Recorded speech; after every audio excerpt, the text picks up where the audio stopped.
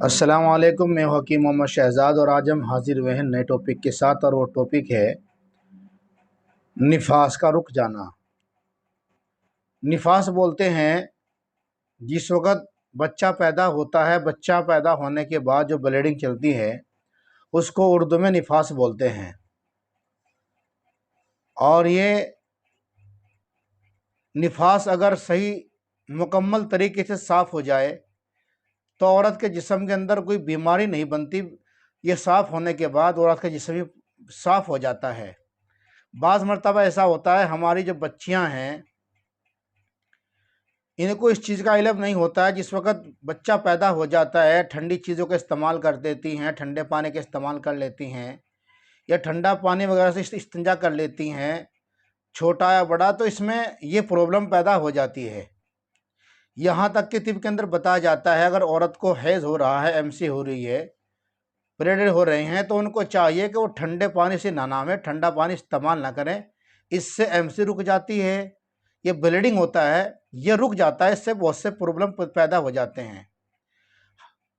ये जो औरत होती है जिसे जच्चा कहते हैं, अगर इसके अंदर कोई इस तरह की परेशानी हो जाती है, ठंडी चीज़ इस्तेमाल कर लेती है लाइलमी की वजह से कि पता नहीं होता है, और ज़्यादातर ये जब होता है जब हमारी जो बड़ी होती हैं, बड़ी माएँ जो बड़ी बूढ़ी होती हैं, हमारे रहबरी नहीं कर पाती या उनके पास भी इस चीज़ का इल्म नहीं होता है।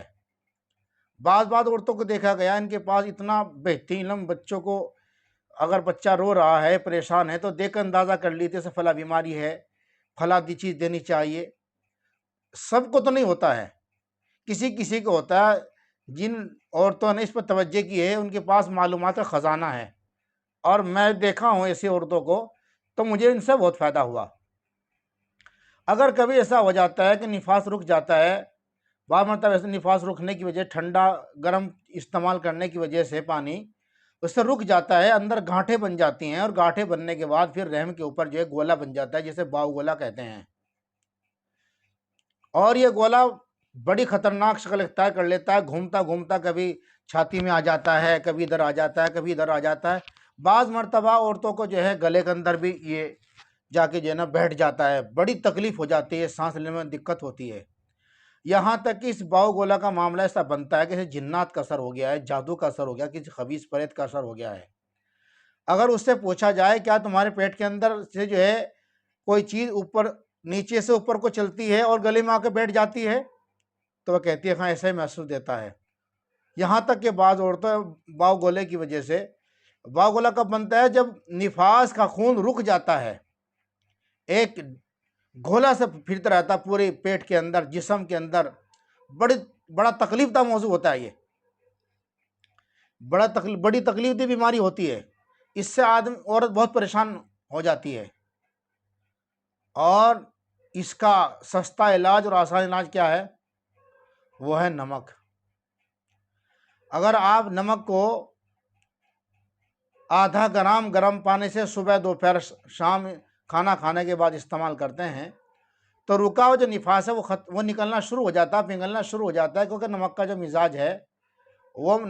मिजाज है वह है गर्म खुशक।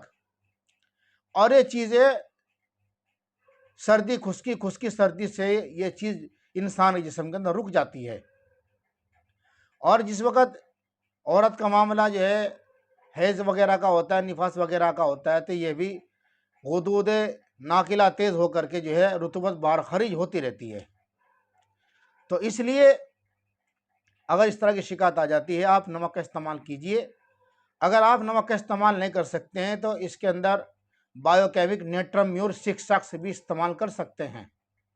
उसका तरीका यह है, 5-5 गोली दिन में 4 मरतबा गर्म पानी के साथ इस्तेमाल करें, या चूस करके ऊपर से गर्म पानी पी ले। अल्लाह की ज़ात से उम्मीद है रुका हुआ निफास, रुकी हुई ब्लीडिंग खुल जाती हैं। यहाँ तक कि जिन औरतों को खुश्की की वजह से हैज़ रुक जाते हैं या हैज़ की जरा क्लोट से निकलते रहते हैं, अगर वो 1 महीना नेट्रम्यूर 6X बायोकेमिक इस्तेमाल कर लेती है, अल्लाह की ज़ात से उम्मीद है ये फिर दोबारा शिकायत नहीं होती। रहम बिल्कुल साफ़ हो जाता है और इससे बांझपन भी ख़त्म हो जाता है। और नमक अगर आप इस्तेमाल करते हैं, आप ये बवासीर के अंदर फ़ायदा देता है, और जोड़ जो होते हैं, जो इंसान के जिस्म के अंदर जो है ना ये एसिड बैठ जाता है, यूरिक एसिड बैठ जाता है, उसको भी घुला करके पाक साफ करके जो है ना गुर्दों के ज़रिए बाहर निकाल देता है। तो आज हम लेकर के आए थे ये फ़ायदे, एक-एक रुपए की जो दवाइयाँ हैं इतने फ़ायदे कर रही हैं, जो हज़ारों-हज़ारों कहीं-कहीं हज़ार रुपए आपके बचा सकती है।